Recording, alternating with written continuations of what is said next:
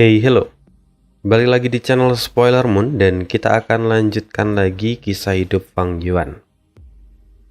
Di part sebelumnya, diceritakan kalau akhirnya warisan dari tiga raja sudah terbuka.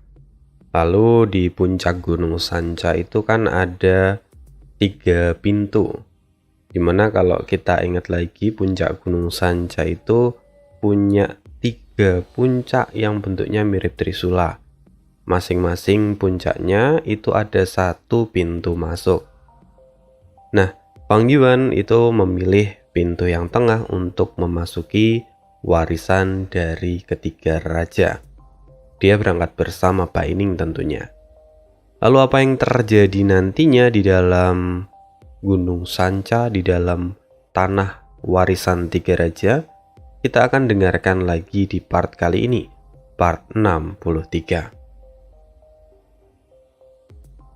Setelah memasuki pilar cahaya itu, Fang Yuan mendapati dirinya seorang diri berada di tengah padang belantara. Ya, meskipun dia berangkat bersama dengan Bai Ning, sama-sama masuk ke pintu warisan dari Raja Quan, tetapi oleh karena keajaiban pintu masuk itu, mereka dipisahkan. Setelah Fang Yuan melihat sekeliling, di sana hanya terdapat 3 warna, yaitu langit yang berwarna putih, tanah yang berwarna abu-abu dan terlihat kering serta tidak subur, lalu yang terakhir adalah rerumputan yang berwarna kuning.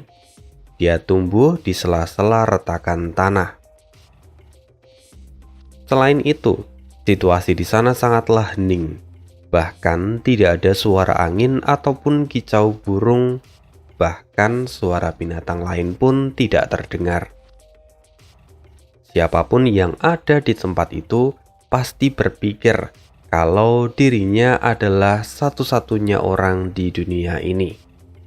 Sungguh hening, sepi, dan menakutkan. Tapi, itu tidak berlaku untuk Fang Yuan. Karena meskipun dia seorang diri, dia sudah tahu apa yang akan terjadi di sini. Karena itu dia tetap bisa bersikap tenang. Jadi ini adalah warisan dari Raja Quan, gumam Fang Yuan sambil terus mengamati sekeliling. Jika dibandingkan dengan warisan Master Gu pada umumnya, warisan tiga raja memang sangat berbeda. Warisan tiga raja itu adalah warisan di dalam tanah yang diberkati oleh Gu Immortal, di mana tempat itu sudah menjadi sebuah dunia kecil di dalam dunia utama, tempat Fang Yuan tinggal. Karena itu iklim di sana jelas jauh sangat berbeda dengan yang ada di luar. Semuanya tergantung dari penciptaannya. Ini Fang Yuan tampak berpikir. Meskipun Bai Ning memasuki warisan ini bersamaku, tapi dia dikirim ke tempat yang lain. Namun itu bukanlah masalah yang besar. Selama aku dan dia terus melangkah di dalam warisan ini, suatu saat kami pasti akan bertemu lagi. Itulah yang dipikirkan oleh Fang Yuan. Sedikit informasi. Dunia kecil ini bukanlah dunia sembarangan, di mana dunia kecil ini memang sebenarnya bagus ya untuk berkultivasi. Selain udaranya kaya dengan primeval, tetapi waktu di dalam dunia kecil ini mengalir atau berjalan 3 kali lebih cepat dibandingkan di dunia luar. Sesungguhnya, ini juga memberikan manfaat untuk Fang Yuan, bahwa dengan kecepatan ini, Spring Autumn Cicandanya bisa lebih cepat untuk memulihkan diri. Namun bagi pisau bermata 2, di sisi lain pemulihan ini juga berbahaya pada aparatur Fang Yuan. Karena itu, Fang Yuan harus bergegas untuk menemukan warisan dari Raja Quan, lalu kemudian keluar dari tempat ini. Untungnya aku memiliki ingatan dari masa lalu, sehingga warisan dari Raja Kuan itu tidak asing lagi bagiku. Kalau tidak salah, akan ada seekor binatang buas jenis anjing di sekitar sini. Gumam Fang Yuan sambil mencocokkan ingatan dan situasi yang ada di sekitarnya. Wuk, wuk, wuk, wuk. Tiba-tiba terdengar suara gonggongan anjing liar, yang mana gonggongannya tidak normal. Anjing itu terlihat lemah, di mana dia kini terlihat berlari ke arah Fang Yuan, meskipun dengan sedikit tertatih-tatih. Fang Yuan tidak bergerak sedikit pun dan membiarkan anjing itu mendekati dirinya. Di dunia kecil ini, baik itu warisan Raja Kuan, warisan Raja Xin, ataupun warisan Raja Bao, ketiga warisan itu memiliki peraturan yang sama dan tidak boleh dilanggar oleh para Master Gu. Saat Master Gu pertama kali memasuki wilayah dari warisan ini, mereka tidak bisa menggunakan gu lain yang mereka miliki. Mereka hanya bisa menggunakan gu perbudakan anjing peringkat 1, gu bangau kertas, atau gu telur meledak. Akan tetapi, peraturan itu tidak berlaku bagi Spring Autumn Cicanda yang sudah berada di peringkat 6. Nah, ini adalah satu kelebihan untuk Fang Yuan. Sekarang, melihat anjing liar itu yang sudah semakin dekat, Fang Yuan dengan segera mengaktifkan gu perbudakan anjing di aparatur miliknya. Lalu segera anjing itu pun berada di bawah kendali penuh Fang Yuan. Ini hanya anjing liar biasa dan kekuatan tempurnya pun kecil. Tapi bagaimanapun aku harus mengandalkannya untuk melewati babak kedua, pikir Fang Yuan. Setelah selesai berpikir demikian, tiba-tiba kekuatan dari tanah warisan itu menekan Fang Yuan dan membuatnya tidak bisa bergerak. Lalu di sekitar tubuh Fang Yuan muncul cahaya kuning dan kemudian memindahkan tubuh Fang Yuan. Dalam sekejap, Fang Yuan berpindah ke tempat yang kedua. Lokasinya tidak jauh berbeda dengan lokasi pertama. Jika dilihat, semuanya terlihat sama. Namun kali ini, di depan Fang Yuan terlihat ada 3 anjing liar yang menoleh dia saat dia baru saja datang. Anjing liar itu tampak marah dan segera bergegas ke arah Fang Yuan.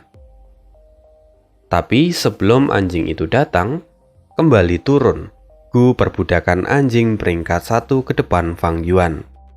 Dengan cepat dia memurnikan gu itu, lalu kemudian menggunakan anjing liar miliknya untuk menahan kedua anjing yang mencoba menyerang Fang Yuan. Fang Yuan dengan cepat menggunakan gu yang baru saja dia dapatkan untuk membuat salah satu di antara mereka menjadi bawahannya. Dengan cepat Fang Yuan berhasil memperbudak satu anjing yang baru. Karena itu, sekarang Fang Yuan memiliki 2 ekor anjing di bawah kuasanya. Lalu ada 2 anjing lain yang mencoba menyerang dirinya. Pertarungan tidak bisa dihindarkan. Namun, dengan strategi dari Fang Yuan, dengan arahan dari Fang Yuan, kedua anjing liar tadi dengan mudah dapat diatasi. Tidak perlu waktu lama, akhirnya kedua anjing liar itu pun mati di tangan kedua anjing milik Fang Yuan.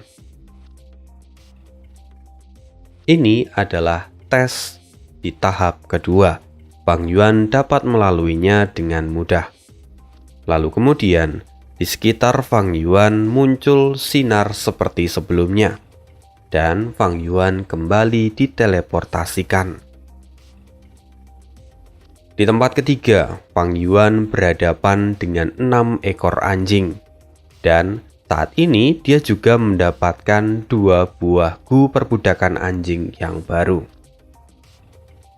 Dengan cepat, Fang Yuan mengulangi apa yang sudah dia lakukan di level 2. Dan oleh karena itu, Fang Yuan dapat menang dengan mudah dan diteleportasikan ke tempat berikutnya. Dalam waktu singkat, Fang Yuan sudah berada di level ke-10. Dia memang sangat cepat melalui semua itu berkat kemampuannya yang sudah terasah di masa lalu. Di level 10 ini, Fang Yuan berhadapan dengan beberapa belas anjing liar. Namun dengan mudah Fang Yuan bisa melewatinya. Tapi sejak babak pertama, Fang Yuan tidak diberikan jeda untuk istirahat. Karena itu Fang Yuan pun bergumam, "Aku tidak boleh lengah. Dalam warisan Raja Kuan, setiap 10 babak pertarungan, kesulitannya akan terus meningkat." Pada dasarnya, warisan 3 raja ini adalah warisan yang ditinggalkan oleh Master Gu Iblis. Setiap warisan yang ditinggalkan oleh Master Gu Iblis selalu memegang teguh prinsip bahwa yang terkuatlah yang layak untuk menjadi penerus mereka. Sehingga pada kompetisi kali ini, itu akan berlangsung sangat ketat. Dan banyak Master Gu dari berbagai penjuru yang akan ikut memperebutkan warisan ini. Di antara ketiga raja itu, Raja Kuan adalah seorang Master Gu jalur perbudakan. Sedangkan Raja Xin adalah seorang Master Gu jalur pemurnian. Lalu yang terakhir Raja Bao itu adalah Master Gu yang menekuni jalur api. Secara alami, para pewaris yang mereka pilih juga harus mengikuti jalan yang mereka pilih. Hal itu pula yang sebenarnya membuat Fang Yuan sedikit khawatir. Karena pada dasarnya Fang Yuan sudah memutuskan untuk menekuni jalur kekuatan. Yang mana itu jelas sangat berbeda dengan Raja Kuan yang menekuni jalur perbudakan. Tapi Fang Yuan harus terus berjuang keras dan mendapatkan warisan ini. Hambatan di 10 babak pertama memang ditujukan untuk menyingkirkan sebagian besar Master Gu yang berada di jalur yang berbeda dengan ketiga raja. Lalu nanti pada babak ke-30, itu akan memastikan kalau tidak ada Master Gu di jalur lain. Sampai pada babak ke-50, mereka yang berhasil bertahan adalah para elit dan jenius yang menekuni jalur itu. Pada babak ke-70, hanya para ahli yang memiliki pondasi yang kuat yang bisa bertahan. Bahkan akan sangat sedikit orang yang bisa mencapai babak ke-90. Terutama pada babak ke-90 hingga ke-100, di mana 10 babak terakhir itu akan memiliki tantangan yang sangat sulit dan tidak bisa sembarang orang melaluinya. Bahkan monster seperti Fang Yuan pun mungkin tidak bisa melaluinya. Dalam kehidupan Fang Yuan sebelumnya, warisan 3 raja ini berlangsung hampir 10 tahun lamanya, dan itu melibatkan banyak sekali Master Gu baik di jalan lurus ataupun di jalan iblis. Tapi pada kehidupan Fang Yuan sekarang, belum genap 1 tahun sejak warisan 3 raja muncul.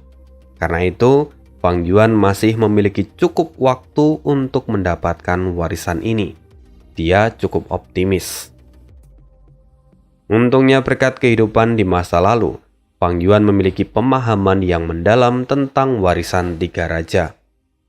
Fang Yuan menyadari, tidak peduli warisan mana yang dia pilih, tapi dengan kekuatannya sekarang, maksimal Fang Yuan hanya bisa mencapai babak 90. Setelah babak ke-90, semua hambatan di sana hanya bisa dihadapi oleh Master Gu peringkat 5. Di sisi lain, Fang Yuan sebenarnya juga menyadari, bahkan waktu 10 tahun pun tidak akan cukup baginya untuk berkultivasi dan naik ke peringkat 5. Hal ini bukan karena Fang Yuan kesulitan dalam berkultivasi, melainkan karena aliran waktu yang berjalan 3 kali lebih cepat itu membuat pemulihan dari Spring Autumn Cicanda juga semakin cepat, dan itu tentu akan membahayakan Fang Yuan, yang mana dia masih berada di tingkat 4. Kekuatan Spring Autumn Cicanda sendiri ada di peringkat 5, yang mana itu sudah seperti bom waktu. Saat Fang Yuan memikirkan hal itu, tiba-tiba kekuatan surgawi kembali muncul dan membawa Fang Yuan ke tempat yang lain. Kali ini, lingkungan di sekitar Fang Yuan sangat berbeda dengan 10 babak sebelumnya. Saat ini, lingkungan di sekitar Fang Yuan dipenuhi oleh kabut yang sangat tebal.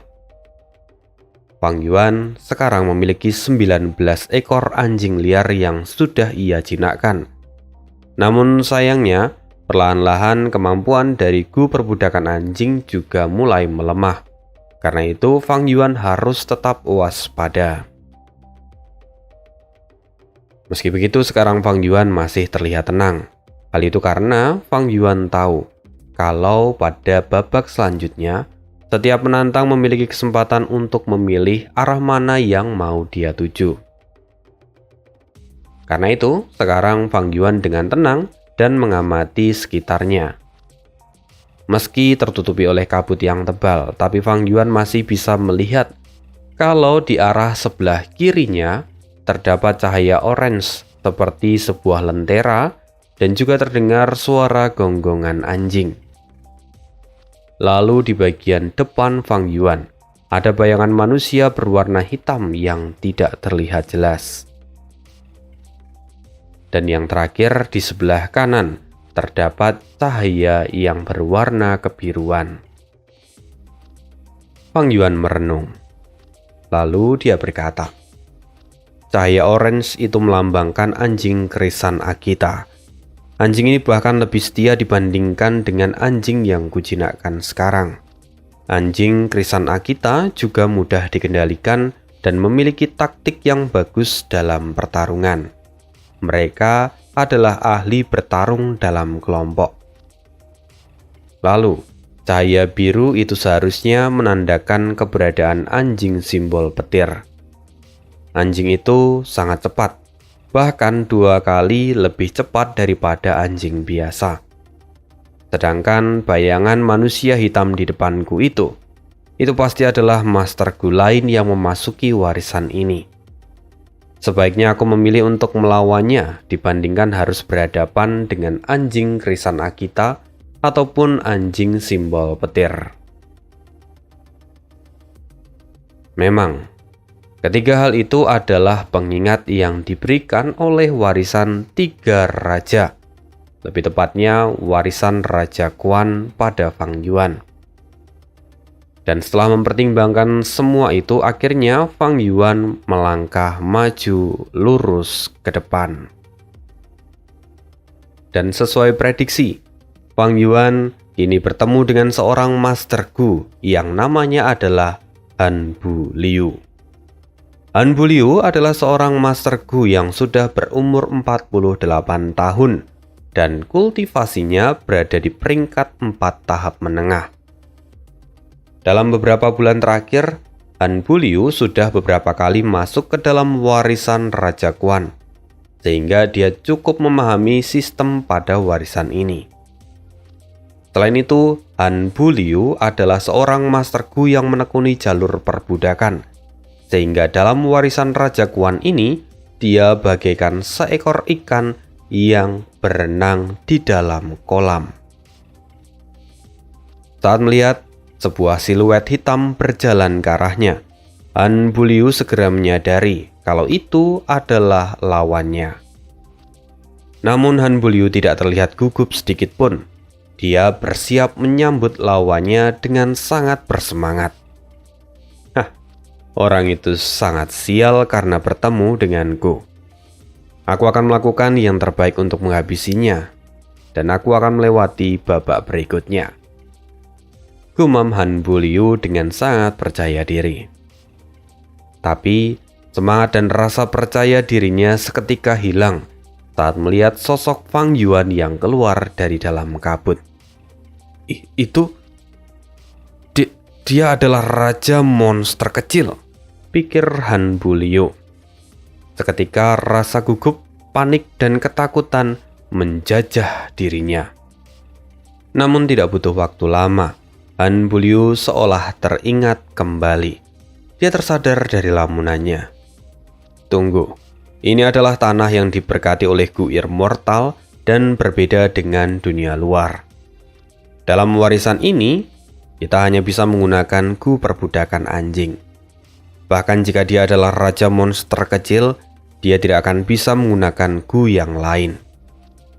Selain itu dia masih sangat muda, dan malah dia menekuni jalur kekuatan. Karena itu, dia pasti tidak akan mungkin mahir dalam jalur perbudakan. Ini justru menjadi kesempatanku, kata Han Bulyu yang mencoba untuk menyemangati dirinya sendiri. Kini dia menjadi jauh lebih tenang. Sesaat kemudian, mata Han Bulyu bersinar lebih cerah dan menunjukkan kepuasan. Hahaha, ini adalah kesempatan yang dikirimkan oleh surga padaku. Dengan membunuh raja monster kecil ini, maka aku bisa meningkatkan reputasiku. Selain itu, aku juga bisa mengambil Gu Worm miliknya, dan aku bisa mendapatkan keuntungan yang besar. Membunuh di dalam wilayah warisan tiga raja itu bukanlah hal yang tabu. Karena sebenarnya ketiga raja itu adalah ahli di jalur iblis. Karena itu membunuh bukanlah hal yang tabu. Dan lebih penting lagi, karena di tanah warisan ini diberkati oleh Gu immortal, itu membuat para Master Gu tidak bisa menggunakan Gu milik mereka. Itu artinya, bahkan jika mereka mati pun Gu Worm mereka tidak akan hancur. Hal ini juga yang mendorong semangat para Master Gu untuk saling membunuh di dalam warisan tiga raja. Setelah memikirkan semua itu, Han Bulyu tanpa basa-basi mengendalikan 11 anjing liar yang sudah ia jinakkan untuk menyerang Fang Yuan. Akan tetapi, Fang Yuan melihatnya dengan tatapan acuh tak acuh. Dia sengaja menunggu anjing-anjing itu untuk mendekatinya. Lalu setelah dekat, Fang Yuan melambaikan tangannya dan ke-19 anjing liar miliknya keluar dari dalam kabut. Apa? Dia mengendalikan 19 ekor anjing liar? Han Bulyu sangat terkejut. Surprise. Mungkin itu yang akan dikatakan oleh Fang Yuan. Sekarang, Han Bulyu hanyalah seorang Master Gu jalur perbudakan. Bahkan jika dia memiliki banyak pengalaman dan sudah beberapa kali masuk ke wilayah warisan Raja Quan, namun rupa-rupanya dia hanya bisa mengendalikan 11 ekor anjing liar. Sisanya tentu saja mati. Dan karena dia sekarang harus berhadapan dengan 19 ekor anjing liar, tentu Han Bulyu kewalahan. Namun bukan berarti dia menyerah. Menyerah di tempat ini, itu tandanya adalah kematian. Karena itu Han Bulyu dengan percaya diri dengan kemampuannya untuk mengendalikan para anjing menyerang Fang Yuan. Namun setiap kali anjing-anjing Han Bulyu menyerang Fang Yuan dengan mudah menangkal mereka. Bahkan Fang Yuan dapat menghancurkan taktik penyerangan dari Han Bulyu. Seekor demi seekor, anjing Han Bulyu mati. Sampai pada akhirnya, anjing terakhir pun meregang nyawa. Han Bulyu segera berlutut dan memohon pada Fang Yuan. Tuan Raja Monster kecil, memohon ampuni aku. Aku akan melakukan apapun untuk membalas kebaikanmu. Di tanah warisan ini, aku sangat takut dan tidak punya pilihan lain selain bertarung denganmu saat pertama kali aku melihatmu. Bukan berarti aku berani padamu. Aku sungguh kagum padamu. Kamu adalah jenius yang sejati. Bahkan kemampuanmu dalam jalur perbudakan pun sangatlah hebat. Karena itu Tuan Monster kecil, mulai hari ini dan seterusnya, jadikanlah aku hambamu, dan aku akan melayanimu. Karena itu tolong ampuni aku." Fang Yuan menatap Han Buliu dengan tatapan sinis. "Oh, aku sungguh ingin melihat ketulusanmu. Berikan aku gu perbudakan milikmu," kata Fang Yuan.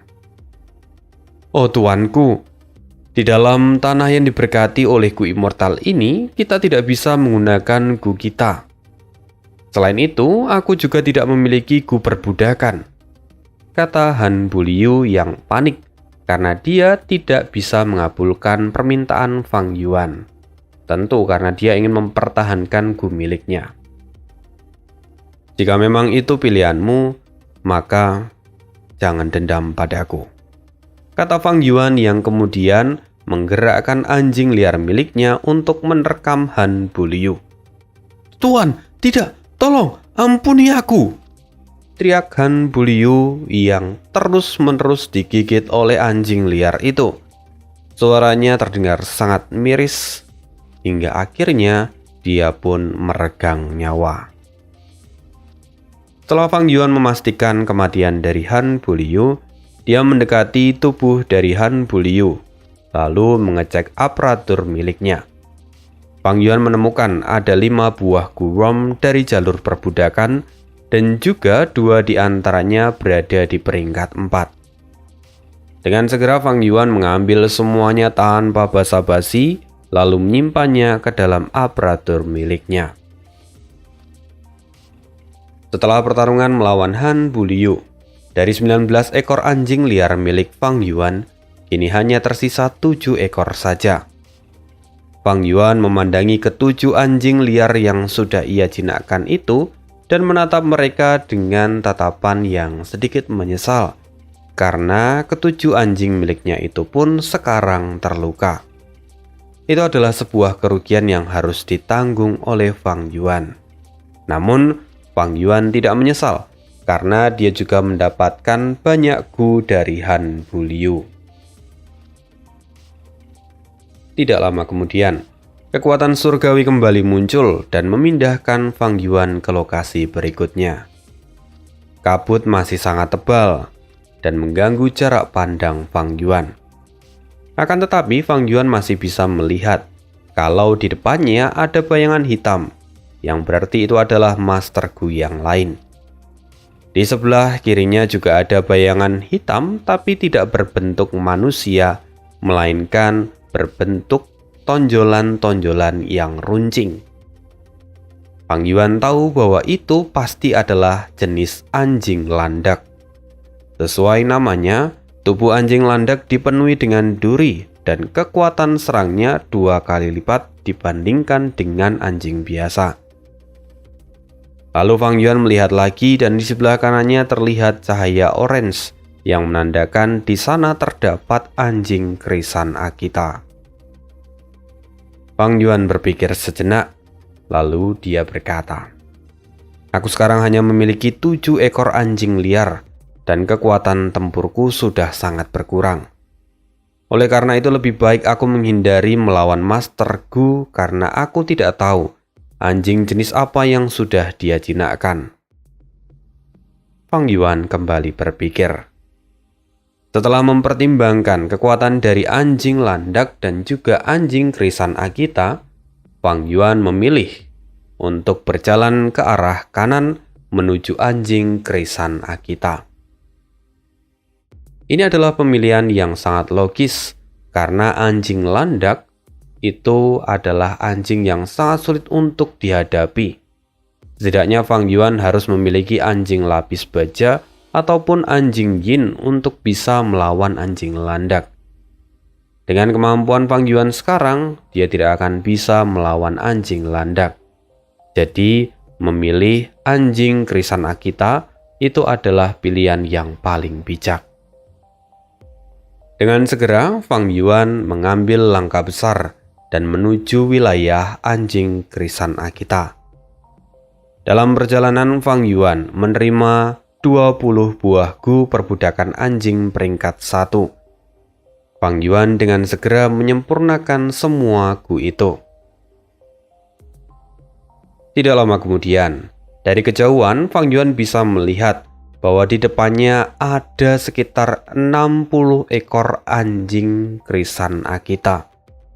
Itu jumlah yang sangat banyak, dan bahkan itu sampai membuat ekspresi Fang Yuan berubah. Memang secara alami, anjing krisan Akita itu hidup berkelompok. Jadi kalau sekarang dia ada di dalam koloni, itu adalah hal yang wajar.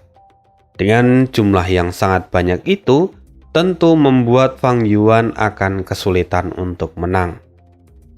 Karena itu Fang Yuan dengan cepat berpikir dan mencoba memanfaatkan lingkungan yang ada di sekitarnya.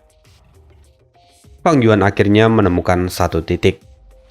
Aku harus mencapai puncak itu dan mencari medan perang yang sempit untuk menghentikan mereka. Fang Yuan segera berlari menuju tempat yang dia incar. Dalam perjalanan, sekelompok anjing krisan Akita melihat Fang Yuan dan segera mengejarnya. Untung, Fang Yuan sampai lebih dulu ke tempat yang ingin dia tuju. Karena medan perang kali ini cenderung sempit, sehingga kelompok dari anjing krisan Akita tidak bisa menyerang semua. Hanya sekitar 15 ekor anjing yang bisa menyerang Fang Yuan. Dengan segera, Fang Yuan mengendalikan ketujuh anjing liar miliknya, membentuk barikade untuk menahan para anjing krisan Akita. Fang Yuan dengan cepat mengeluarkan 5 buah gu perbudakan anjing miliknya. Dia mencoba secepatnya untuk menjinakkan anjing krisan Akita. Perjuangannya sangat sulit, namun itu membuahkan hasil. Fang Yuan berhasil menjinakkan 5 ekor anjing krisan Akita, dan itu membuat Fang Yuan memiliki pasukan yang baru.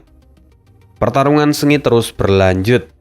15 ekor anjing krisan Akita dikirimkan setiap kali mereka mulai kewalahan. Singkat cerita, pertarungan Fang Yuan itu berhasil dimenangkan. Dari 7 ekor anjing liar milik Fang Yuan, kini hanya tersisa 3 ekor saja. Namun di sisi lain, Fang Yuan juga berhasil mendapatkan 16 ekor anjing krisan Akita.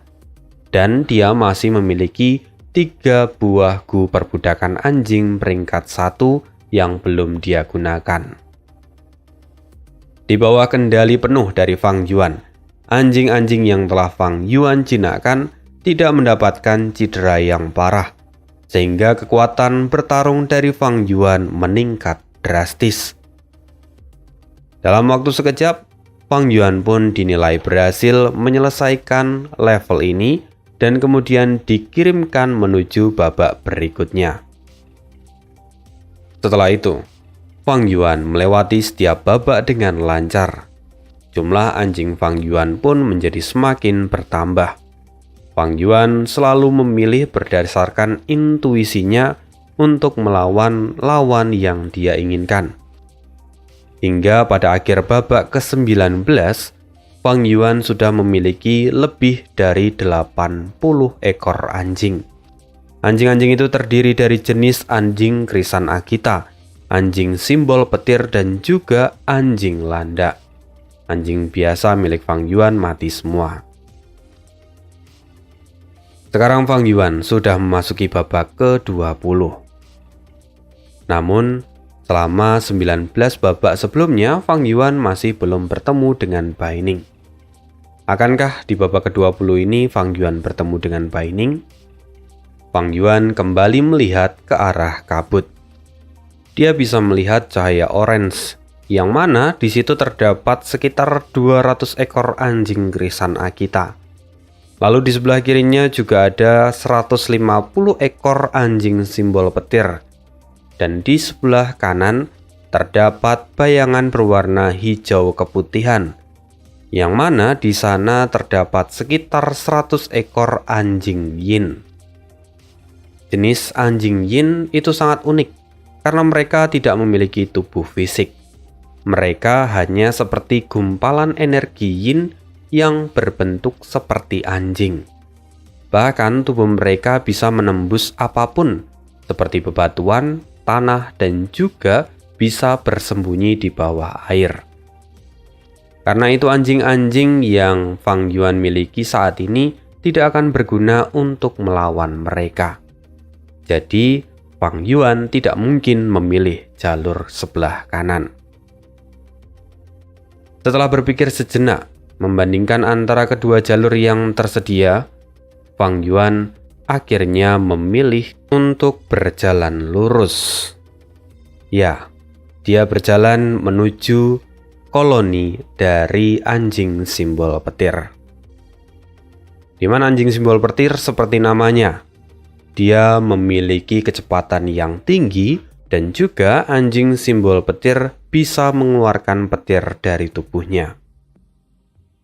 Meski begitu, menurut Fang Yuan ini adalah pilihan yang paling logis. Setelah keluar dari kabut, Fang Yuan melihat sekelompok anjing petir yang sedang berkeliaran ke segala arah. Jauh di belakang mereka, ada seekor anjing yang berbadan besar dan sedang berbaring. Itu adalah anjing simbol petir agung, kategori dari Raja 100 Binatang. Anjing simbol petir agung itu memiliki tubuh 2 kali lebih besar daripada anjing simbol petir biasa. Tubuhnya ditutupi oleh bulu yang berwarna biru tua dan tampak runcing, serta terdapat juga aliran listrik di sekitar bulunya yang meletup-letup keluar. Setelah mengamati sekitar medan perang, akhirnya Fang Yuan langsung mengirimkan seluruh pasukan untuk menyerbu ke arah anjing simbol petir agung. Meskipun anjing simbol petir sangat cepat, tapi Fang Yuan masih memiliki taktik lainnya. Fang Yuan mengumpulkan semua kekuatan yang dia punya dan berencana untuk langsung menyerang pemimpinnya secara bersamaan. Ya, begitu Fang Yuan mengambil keputusan, maka dia akan terus maju tanpa rasa takut. Berkat formasi yang sempurna yang dibentuk oleh Fang Yuan, ini membuat kawanan anjing simbol petir yang bertahan untuk melindungi rajanya pun mulai kewalahan. Berkat perjuangan Fang Yuan, kini anjing simbol petir agung itu terperangkap di tengah dan sudah dikepung oleh sekelompok anjing yang dikendalikan oleh Fang Yuan. Meski anjing simbol petir agung memiliki kecepatan yang melebihi anjing simbol petir biasa, tapi berkat pengepungan dari Fang Yuan itu bisa membatasi pergerakannya. Namun di sisi lain, sebenarnya Fang Yuan juga mendapatkan tekanan yang besar.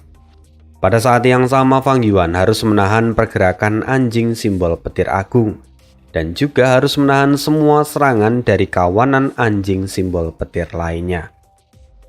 Fang Yuan menggunakan seluruh kekuatannya untuk terus bertahan dan bersabar untuk menunggu peluang yang terbaik dan menjalankan rencananya berikutnya. Saat ini Fang Yuan memiliki rencana untuk menggunakan gu perbudakan anjing peringkat 2 pada anjing simbol petir agung. Gu perbudakan anjing peringkat 2 ini Fang Yuan dapatkan ketika dia sedang berjalan menuju ke arah gerombolan anjing simbol petir itu. Namun sekarang Fang Yuan juga menyadari bahwa ini bukanlah hal yang mudah dan Fang Yuan hanya memiliki 1 kali kesempatan. Jika gagal, maka kedudukan akan berbalik dan Fang Yuanlah yang akan tamat diterkam oleh kawanan anjing simbol petir. Tiba-tiba, anjing simbol petir agung itu membuka mulutnya dan kemudian mengeluarkan cahaya di dalam mulutnya yang berwarna kebiruan. Itu adalah gu plasma peringkat 2, yang mana itu sangat lengket dan memiliki kemampuan untuk menghancurkan semua benda yang terkena oleh serangan itu. Serangan yang dilancarkan oleh anjing simbol petir agung tiba-tiba mengenai beberapa anjing krisan Akita milik Fang Yuan, dan itu membuat beberapa ekor anjing sampai hangus terbakar. Tidak berhenti di situ. Anjing simbol petir itu terus menembakkan plasma ke berbagai arah. Melihat serangan ini, ekspresi Fang Yuan berubah menjadi suram. Dia terpaksa mengubah formasi yang sudah dia susun sebelumnya.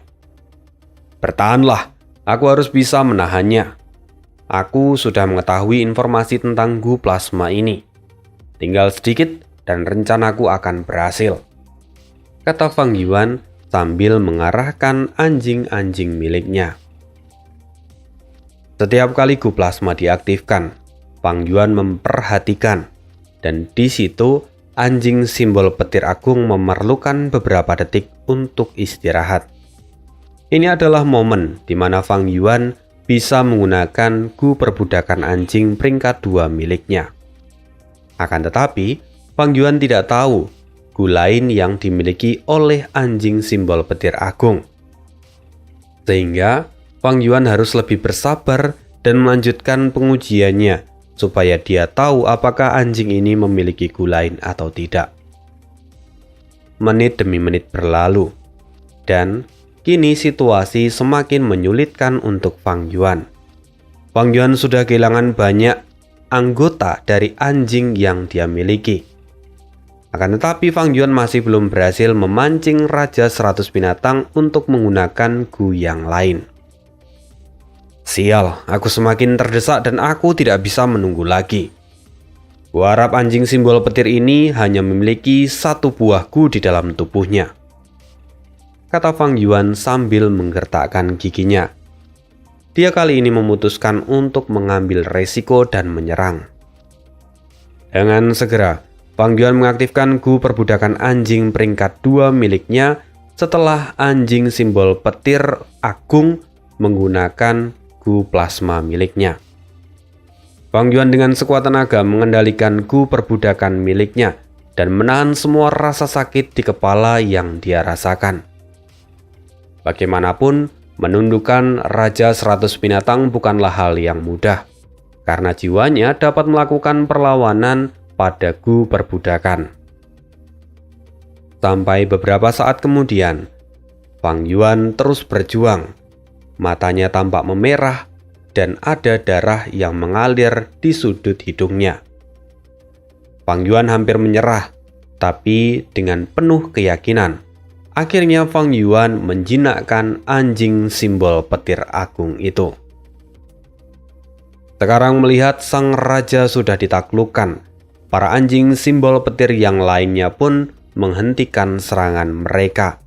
Dan oleh karena itu, Fang Yuan dapat menundukkan para anjing yang lain.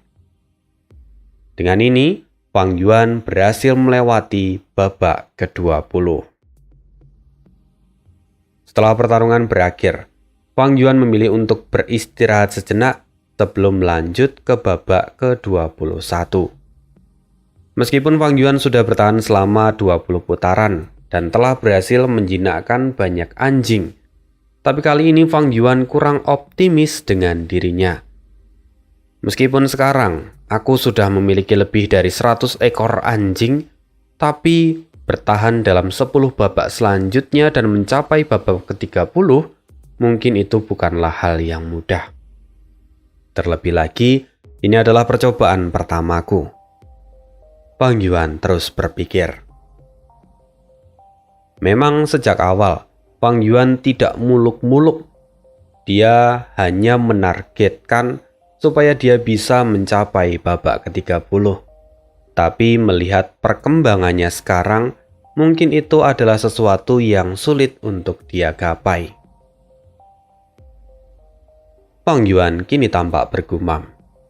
Semakin jauh masuk ke warisan Raja Quan, maka Master Gu yang menekuni jalur perbudakan pun akan semakin diuntungkan. Di kehidupanku sebelumnya aku pernah menekuni jalur perbudakan. Tapi di kehidupan ini aku sudah memutuskan untuk menekuni jalur kekuatan. Karena itu aku tahu kalau jalur perbudakan itu sangatlah sulit. Pertama, siapapun yang ingin menekuni jalur perbudakan membutuhkan sumber daya yang sangat besar. Baik itu untuk memberi makan gurom mereka ataupun hewan yang sudah dijinakkan. Selain itu, untuk mengendalikan Gu Wom dan juga binatang yang lebih kuat itu tidaklah mudah. Belum lagi kalau proses penyempurnaan itu gagal, maka seorang Master Gu akan mendapatkan ganjarannya sendiri. Pada akhirnya, semua jalur yang dipilih oleh seorang Master Gu akan memiliki kelemahan dan kelebihannya masing-masing. Setelah itu, Fang Yuan menenangkan jiwanya dan kembali memfokuskan pikirannya. Beberapa saat kemudian, pusing yang Fang Yuan rasakan hilang dan kini pikirannya kembali jernih.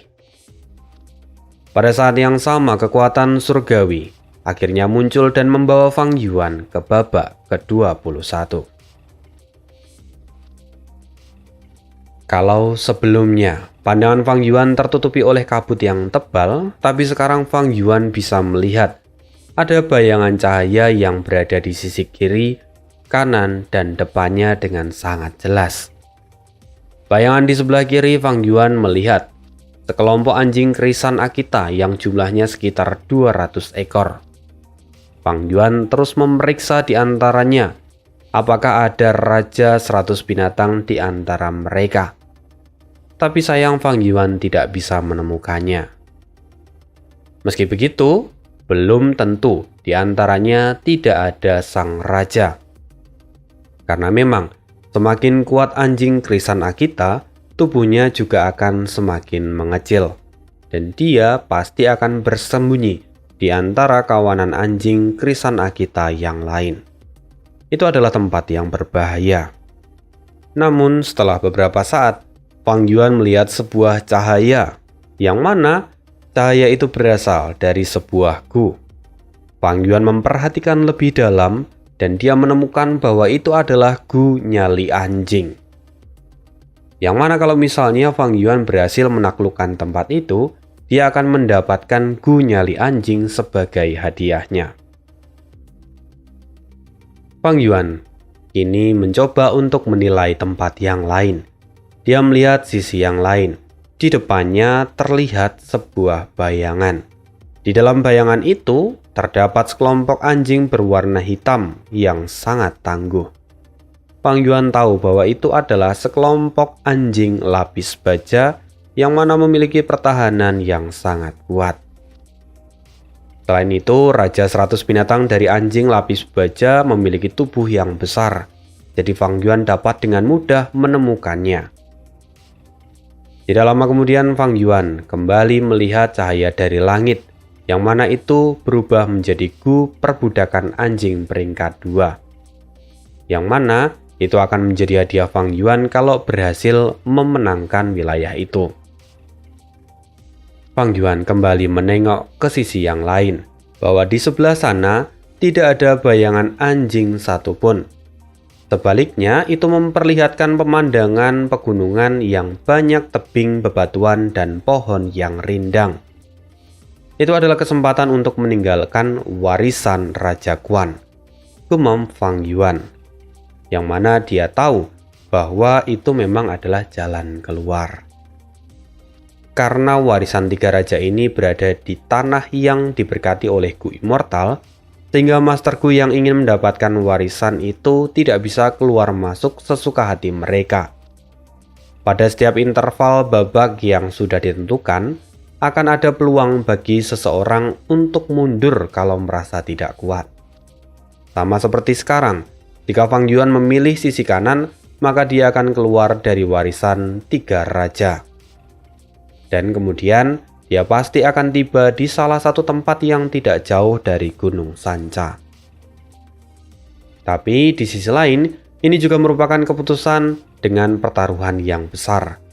Terkadang banyak Master Gu yang meski mereka masih memiliki cukup tenaga, mereka lebih memilih mundur untuk mendapatkan asuransi bahwa mereka tidak akan kehilangan nyawa. Namun, di kemudian hari, mungkin mereka akan menyesali keputusan itu. Namun di sisi lain, ada juga sekelompok Master Gu yang biasanya sangat gegabah. Mereka merasa cukup kuat hingga memutuskan untuk lanjut.